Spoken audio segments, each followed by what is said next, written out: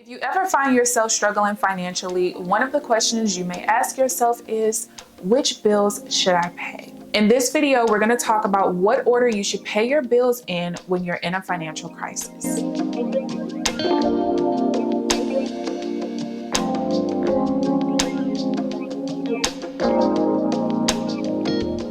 If you're new here, welcome. My name is KeAmber Vaughn, and here on my side of the world of YouTube, we talk about all things finance, from budgeting to credit, debt elimination, saving, and investing. And if you are new here, make sure you click that subscribe button and tap the notification bell so that you are the first to know when I drop a new video. Now let's get into it. The biggest lesson I want you all to learn today is this.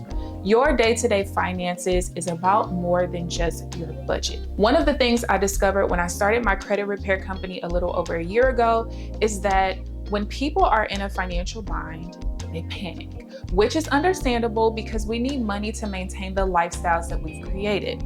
The problem is certain decisions that you make when you're in a financial bind can affect you long after you've reestablished your financial stability. If you ever find yourself in a predicament where you can't pay all of your bills on time, this is the order I suggest you pay your bills in to reduce or prevent negative long-term effects that are caused by financial instability. And make sure you stay to the end because I'll be giving you a bonus budgeting tip that can help you when you're in a financial crisis. The first set of bills you want to pay, which should be a no-brainer, is any bill or expense that takes care of your shelter, food, and transportation. Now, this first category is self-explanatory, so we won't spend too much time on this, but let's start with your shelter.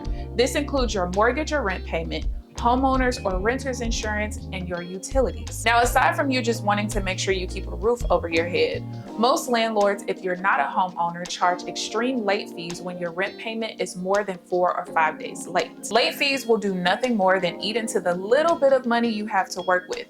So you want to take care of your shelter first. And if you are a homeowner, your homeowner's insurance is also a top priority because just like any other insurance, we don't need it till we need it. The last thing you want is an appliance or other item in your home to break after your insurance is canceled for lack of payment, because that will again eat into your limited budget if you have to replace some of those items. And when it comes to transportation, having enough funds to maintain your method of transportation is important, as oftentimes it's directly connected to your income source. If you have no means to make it to and from work, be it Uber, a train, a bus, or your own car, you could lose your job, and that would cause even more financial issues. When it comes to food, make sure you keep enough money off to the side to pay for necessities. Now that means I'm not talking about fast food or takeout. No, I'm talking about groceries. There are many online resources that provide cheap, affordable recipes and meal plans for breakfast, lunch, dinner, and snacks. You cannot afford to be lazy and order takeout when you're in a financial bind because it's only going to make your situation worse. The second set of bills you want to pay is your phone bill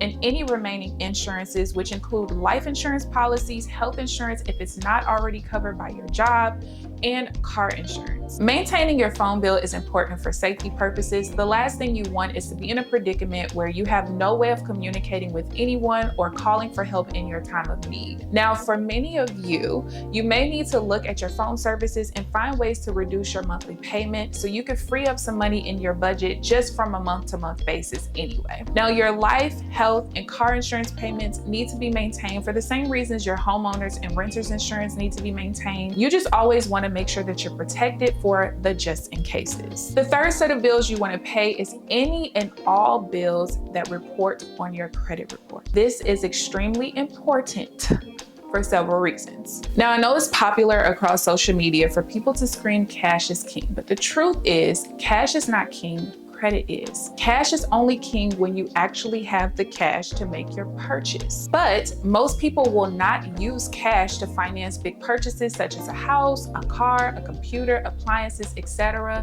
even if they have the cash to do so. But when you're in a financial bind, you may need to rely on personal loans and lines of credit to get by. You want to make sure you have the best interest rates and terms if you have to go that route, but you'll only have access to products with high interest rates provided by predatory lenders if you don't take care of your credit. Now, taking care of your credit means that all bills that report on your credit report need to be paid on time. If you are more than 30 days late on any bill that reports on your credit report, those late payments will report on your credit report and they will drop your credit score. Your payment history accounts for 35% of your credit score, which is equivalent of up to 192 points of the maximum 850 credit score. I have seen new late payments drop my clients' credit scores by up to 100 points, which is extremely drastic. Not only will the late payments drop your credit score, they could also cause you to get denied for any new lending products, as lenders may view you as financially unstable even after you've regained your financial stability, because your credit report shows new late payments within the last year. And in that case, you would again have to rely on predatory lending products with very high interest rates that are hard to pay off, that take up more of your budget. Now, the last set of bills that you want to pay is any bills that do not fit into the categories that we've already talked about. These bills are the lowest on the totem pole of priority. These are the bills that do not affect your food, shelter, transportation, safety, protection, or your credit. If you have the money to pay them, do that, but these should be paid after all of your other bills have already been taken care of. But just understand that even if a bill does not fit into any of the categories and is not currently reporting on your credit report, those creditors can actually send those unpaid bills to collections, which will show up on your credit report and drop your credit score. For those of you who reached this part of the video, I want to be sure I share a valuable tip that can help you when you're in a financial crisis and you're worried about paying your bills. First things first, you want to make sure you always have a list of the names and phone numbers for each company you have monthly bills with. During a financial crisis, you should always contact your creditors, explain your current situation, and see if there's anything they can do that can help provide you with some kind of relief. Some credit card companies and other companies will change your due date to give you extra time to pay your bill with no interest or fees added. Some companies can put your payment on hold for a certain period of time, and again will add no interest or fees to your bill.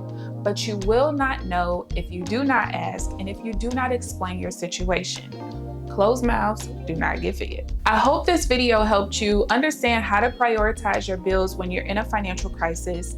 If this video helped you, don't forget to give this video a thumbs up, share this video with someone you know, and subscribe if you haven't already. Other than that, I'll see you in the next video.